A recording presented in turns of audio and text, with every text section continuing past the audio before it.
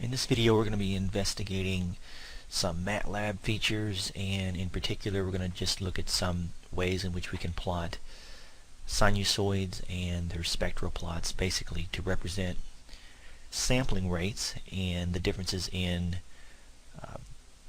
how we sample in terms of the frequency and how much of that signal we actually can capture.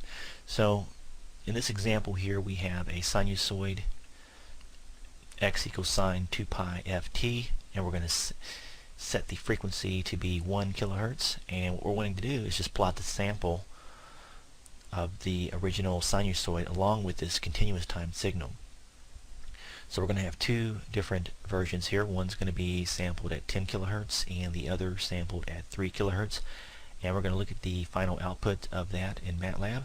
So going through the code here, basically what we're doing is setting the frequency equal to 1000 kilohertz, and then we have an equation that represents the period of the signal, and we're going to set some minimum and maximum ranges on our time, and then we're going to set the actual number of points used in each of our plots, dt representing the original signal, and I'm just going to choose 100 there, and you could choose a greater amount for more plot points on that. dt1 is going to represent the 10 kilohertz, so that's going to be every 1/10,000, and then we're going to have dt2, which is going to represent a 3 kilohertz sampled signal. That's going to be a plot point every 1/3000, and then we're going to just set some variables that represent the minimum and maximum range of time for each of the signals, t, t1, and t2, and then we're going to actually represent the signals themselves. So we have x equals the original signal, x1 and x2, and we're going to be using the different t1 and t2 for the different ranges for the 10 kilohertz and 3 kilohertz signal respectively. The next thing we do is put a title here, and it's just a simple title command, and then we get into the actual plots. You can look this up, but the subplot, basically you set up the how many in a row and column you'd like to show here, and what we have is we're going to have two plots. So it's the 1 is going to be our top plot, and I'll show that when I run it. Basically you have various options on subplots to arrange basically where on your plot you'd like the individual ones to appear. So then we basically plot t, x, and r, and then we can use the hold on command basically, and what that does is it allows you to add another plot on top of an existing plot. And here we're going to use the stem command, and you can look this up as well in terms of its features, but basically it's going to give us our t1 and x1, which is going to be our sampled signal. So this is where we're going to superimpose on our original plot our sine wave. We're going to impose on that the sampled 10 kilohertz signal, and then we add a legend to that, and an X label and a Y label, and then we get into our second subplot. Again, we're going to plot our original function, and then we're going to superimpose on that the 3 kilohertz signal, and then again we have our legend and our X label and Y label. So I've already ran this, so I'll just bring up the plot. Basically what we have here is, I'll expand that out.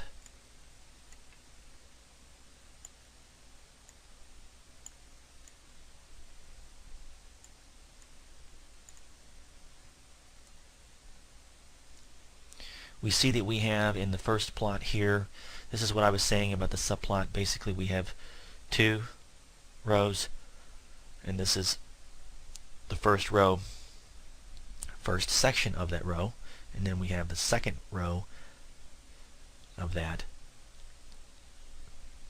So we have basically 211 and 212. Again, you can look up the different configurations, because you could also have these side by side and so forth, and there are a lot of options there, but that's basically how we superimpose our plot. So looking at the first one, we have the sine wave, the original sine wave. We see that is going to be 2 pi ft, and we see that it looks like it has the period of 1 over 1/1000, so that's going to give us our 1 kilohertz on the original sine wave. And then we have it sampling at 10 kilohertz, so you can see in time where that's going to be sampled by taking 1 divided by 10,000.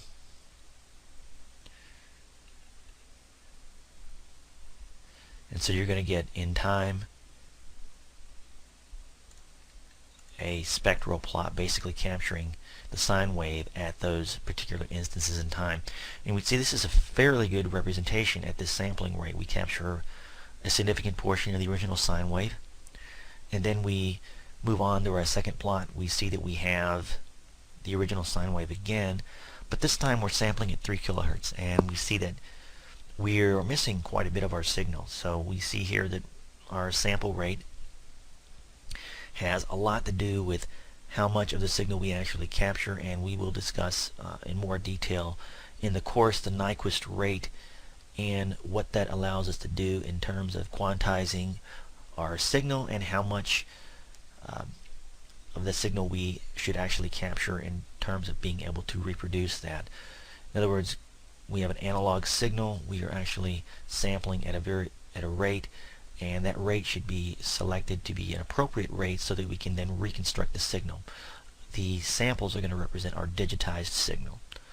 So this is just an introduction to some plotting features, and I will be posting some additional information in relation to the lab and some particular code that might get you started on some of the more intricate details of the lab.